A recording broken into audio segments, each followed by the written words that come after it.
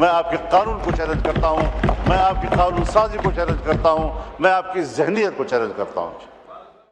مولانا فضل الرحمن رهبر جمعیت علمای اسلام گفته است که قانونگذاری درباره ازدواج جوانان زیر 18 سال غیر اسلامی است و افزوده که در صورت تصویب این قانون آن را نقض خواهد کرد و ازدواج جوانان زیر 18 سال را انجام خواهد داد. وی تاکید کرده است که اگر این قانون به شورای نظری اسلامی ارائه می شد بهتر بود.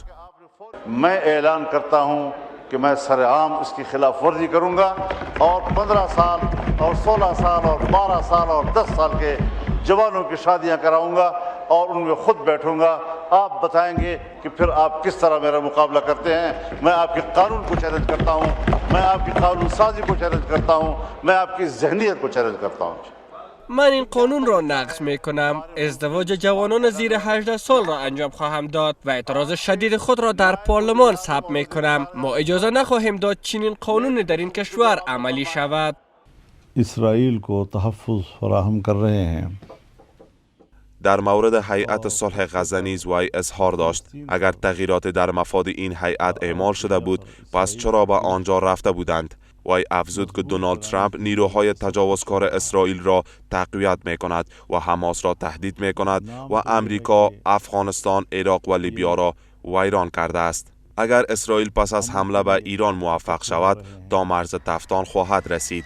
وی با استناد به سخنان نخستین رئیس جمهور اسرائیل افزود که هدف اصلی آنها نابودی یک دولت اسلامی جدید است.